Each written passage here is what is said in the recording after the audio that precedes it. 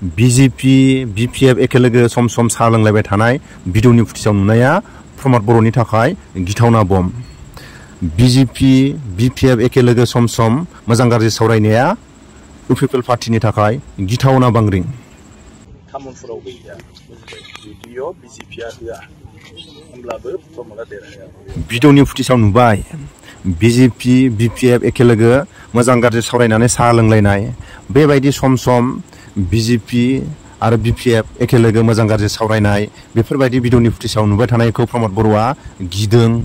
आरो UPL पार्टीया गिदों आरो जोंनि खोनानो मोननाय मथे जायफोर एक्स-एन-डि-बिनि बेकग्राउन्डजों प्रमद बर'जों गादियाव दंहैयो जोंनि खोनानो मोननाय मथे BPF नङाबा BJP नङाबा गोदान पार्टीयावसो थाबैनो जइन जाफैगोन होननानै खोनानो मोनो। प्रमद बर'आ गावनि गोसो बायदि खामानि मावबाय थायो आरो एक्स-एन-डि-बिनि जायफोर गादियाव दंहैयो सैया सुखुवा खालायबाय थायो होननानै जोंनि खोनानो मोननाय मथे प्रमद बर' आरो UPLनि जायफोर बिबानाव दं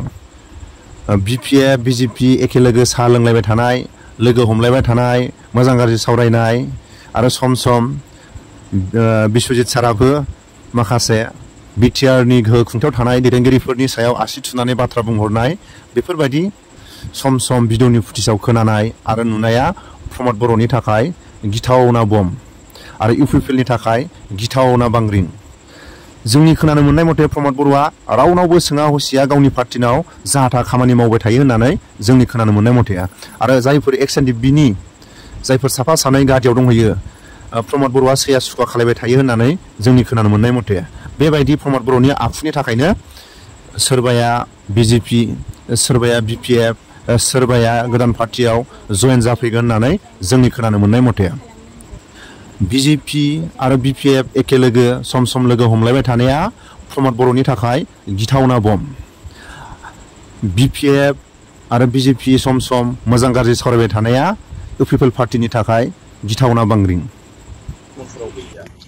भिडिअ BJPआ होआ होमब्लाबो प्रमदआ देरहाया आंथ' मोनसे खामानिफोराव गैया भिडिअ BJPआ होआ होमब्लाबो प्रमदआ देरहाया आंथ' मोनसे खामानिफोराव गैया भिडिअ BJPआ होआ होमब्लाबो प्रमदआ देरहाया भिडिअनि फुटेजाव खोनाखाबाय जानांगौ प्रमद बर' सारा कालि फुजायाव सोरबाफोर एटम बम गावोबा बोराय बुरिफ्रा बागदावखाङो थिग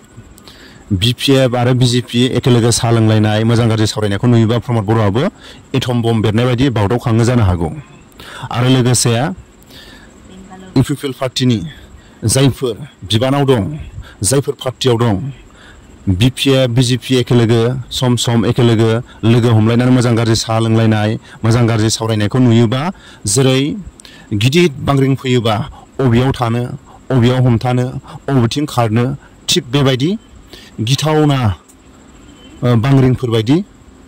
UPL पार्टीनि गोसोआव बागदावखाङो जानो हागौ।